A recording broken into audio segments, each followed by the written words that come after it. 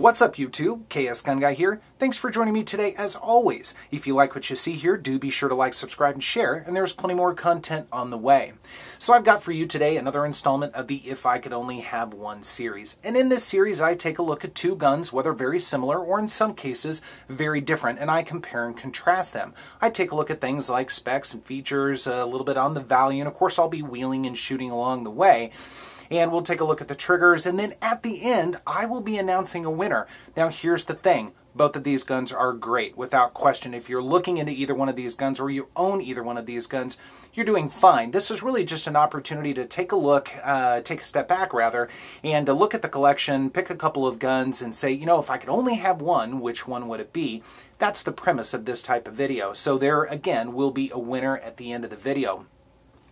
So I've got the Smith & Wesson M&P 2.0 here in front of you, as well as the Beretta APX. Now, both of these are relatively new guns. Now, I understand that the M&P line has been around for quite a while, but the 2.0 is a relatively new release, and of course the Beretta APX is also a new release for this year.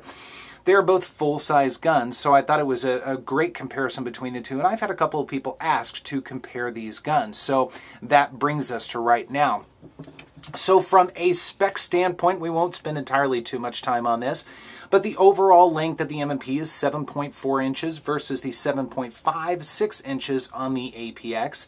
The height, and these are relatively close, the M&P is 5.5 inches versus 5.6 inches. The width on both of them is 1.3 inches, and then the barrel length on both is also going to be 4.25 inches. There is a 5-inch version of the Smith & Wesson M&P. From a weight standpoint, here's where we get a little bit different. The weight on the M&P unloaded is 24.7 ounces versus 26.8 ounces on the Beretta. So the Beretta is just a little bit more hefty, and we'll talk a little bit more about why here in just a moment. From a magazine perspective, both of them are 17 plus 1 rounds. You get 2 magazines in the box, at least for the standard edition. I know every once in a while you do get some sales or some deals going on there, but generally speaking, 2 magazines out of the box. So from a feature standpoint, we'll kind of focus on each one independently here for just a little while. One of the biggest changes that Smith & Wesson made with the 2.0 is going to be the grip. And what I mean by that is the aggressiveness of the grip texture. They've carried this texture all the way around, both front, back, and on the sides. And I noted in my previous video that I would classify this as very aggressive, at least for a stock out-of-the-box gun. Now, I said that I would have liked the aggressiveness to have been tapered down perhaps just a little bit, and that remains true. I like it to be a little bit more subtle than this. However, a lot of people have really found favor to this because of the aggressiveness, and I understand why. When you're shooting, I'll tell you what, man, this gun will go nowhere in your hand, so there is definitely a plus to that. Now, it does have 4 interchangeable back straps on it, so there's a little bit of modularity as well. From a magazine release standpoint, it's a nice steel magazine release, another enhancement to the 2.0. It is not ambidextrous out of the box, however, you can change it. And then the slide lock is actually ambidextrous out of the box. So in terms of ambidextrous nature, both of these guns, believe it or not, are ambidextrous, and I'll focus on that APX again here in just a moment. It does have an accessory rail for lights, lasers, grenade launchers, and if you'll notice a couple of windows right here, they've actually carried the steel insert in the frame just a little bit longer out to pretty close to the end of the frame to give it a little bit more rigidity. And while shooting, I will say this is certainly a very solid gun. From a takedown standpoint, you can pull the trigger to take it down. You don't have to pull the trigger. There is actually a little lever inside. You won't be able to see it very well right now. I've done that before in previous videos. But you can pull the lever down, and then you pull your takedown lever, and you can slide the slide right off. So you don't have to pull the trigger, which is really nice. So we'll go ahead and take a look at the APX frame here for just a moment or two. Now, this was an entry into the military service handgun, and I can't remember if the Smith & Wesson was, to be honest with you, so leave a comment if you know if it was or how far it made it into it. But the Beretta for sure was. And one of the interesting features about it is the trigger module can completely come out of the gun. And so that makes this not only very modular, you can get different types of frames, different colors of frames, black, gray, OD green, and FDE, which this one is. but then it also has removable back straps, small, medium, and large. So there is a lot of flexibility not only in look, but also in terms of grip and comfort, which is really nice.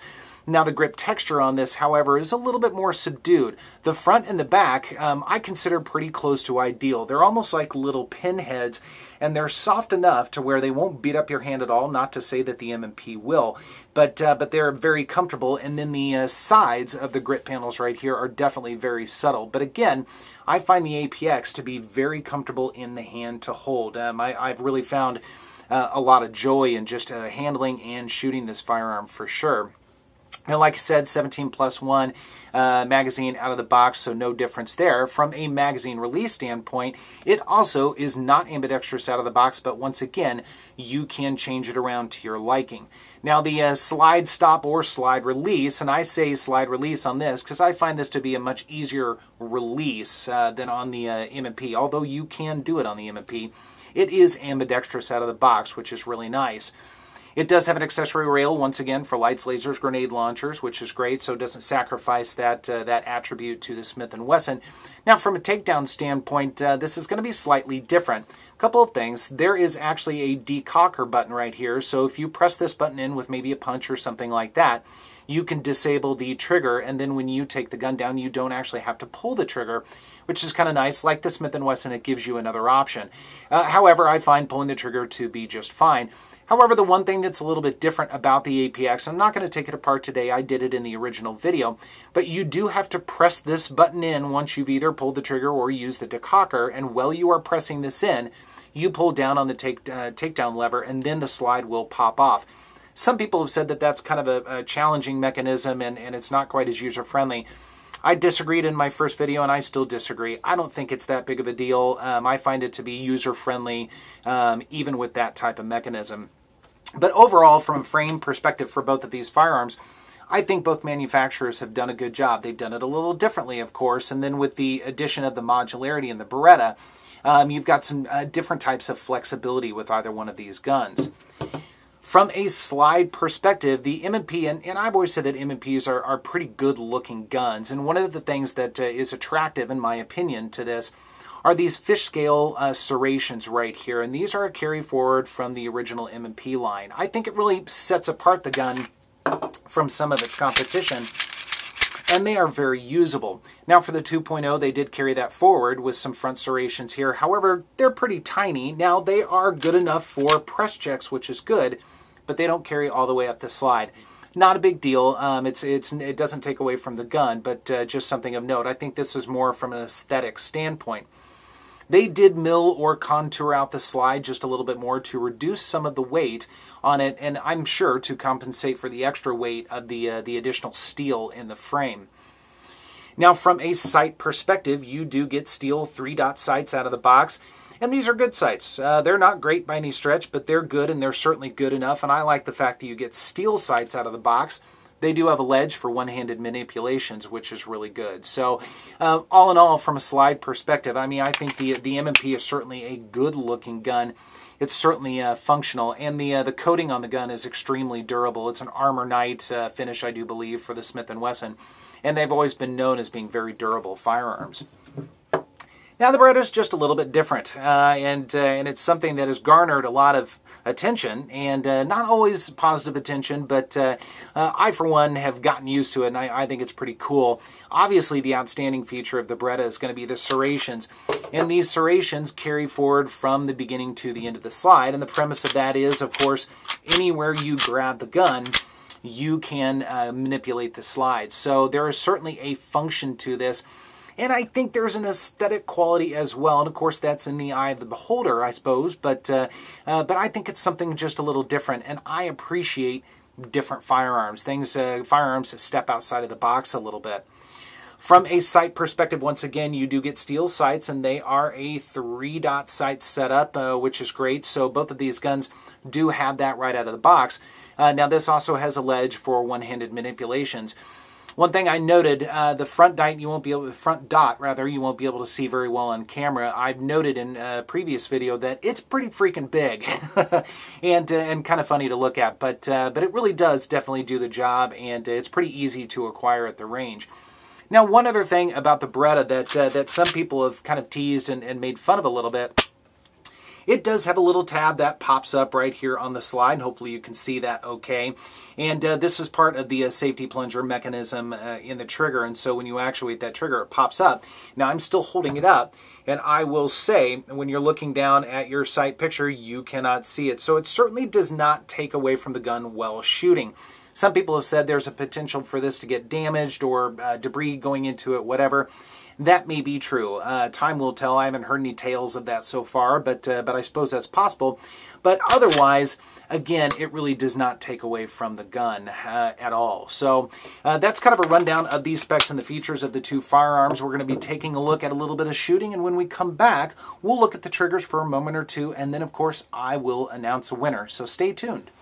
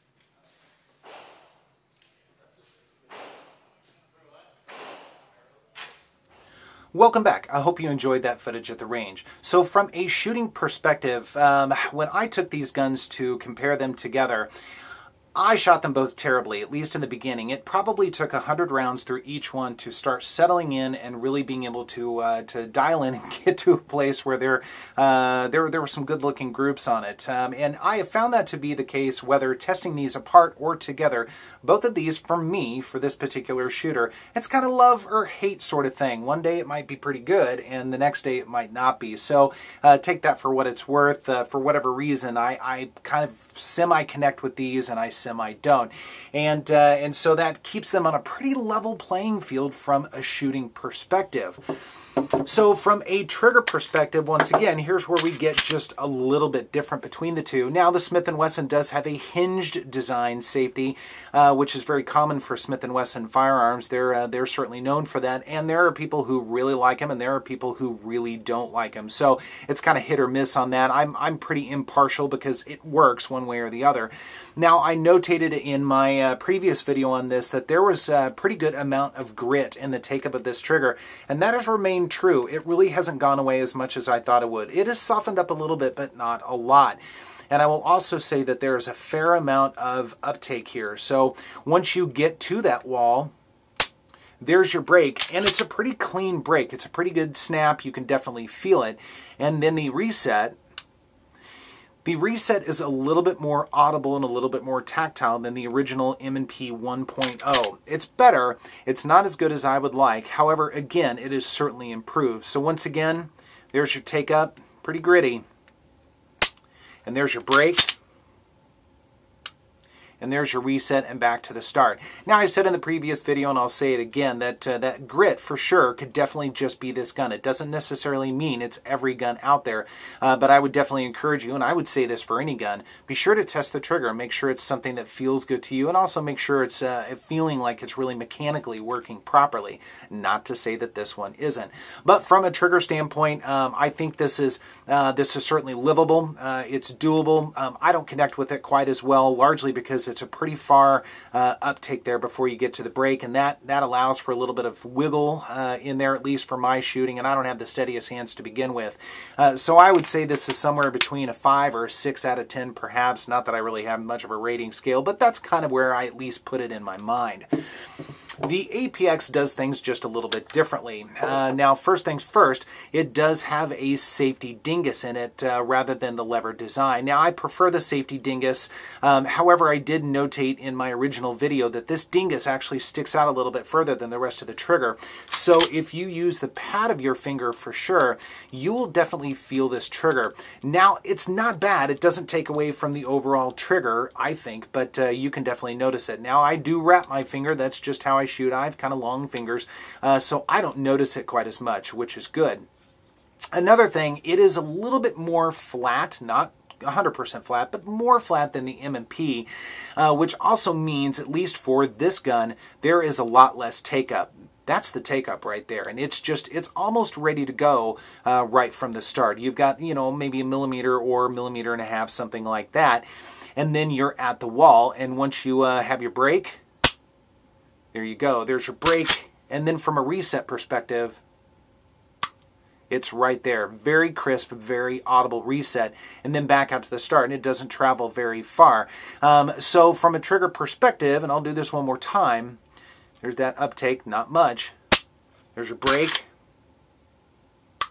There's your reset and back out to the start.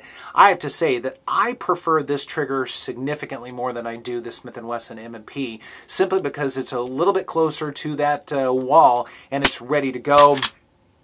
And then it's back out. I just think it's a little bit more comfortable, a little bit easier. Of course, that's totally subjective. Some people prefer the M&P trigger, and I totally understand that as well.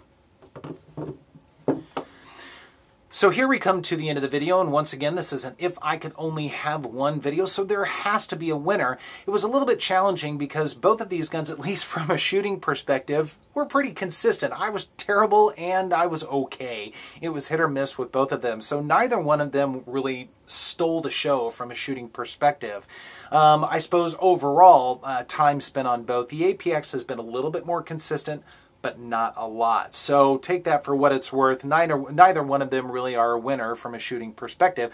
So I have to take a step back a little bit further and just think about some of the features and that sort of thing. Now, the M&P has some pretty cool features. It certainly has that very aggressive grip, if that is something you're after. And I think it also is a pretty good looking gun. I mean, I think it is certainly, I think it's got some class to it, and it is certainly a good looking duty gun for sure. However, the Beretta APX, for whatever reason, I don't know, maybe it's because it's just a little bit different. It's something that's kind of radically different, especially from the slide perspective, and especially with the FDE frame, which I really like. For whatever reason, I think this is kind of a cool looking gun. It's kind of a big old dog here a little bit. It's kind of wide and kind of long, and it's a big service gun. But for whatever reason, I really come to appreciate this gun, certainly from a looks and an aesthetic standpoint. I think it's just kind of cool. So all things being equal on both of these guns, quite frankly, for me, and this sounds kind of silly, look sort of wins out in this one. So for me, at the end of the day, if I could only have one, I would choose, and only by a very small margin, the Beretta APX.